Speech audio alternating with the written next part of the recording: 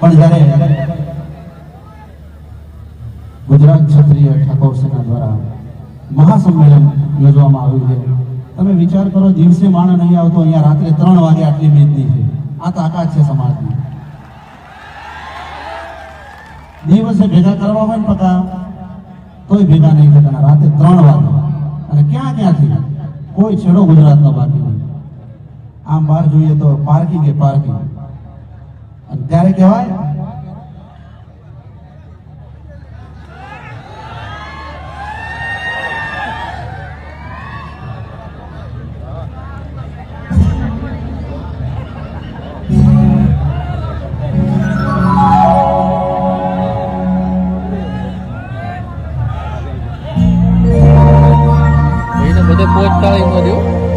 કારણ કે આજથી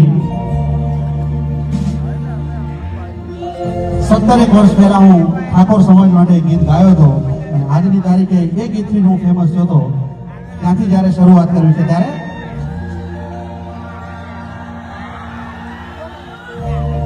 ગાવા તો દો. કોન મકડીઓ વાળા રે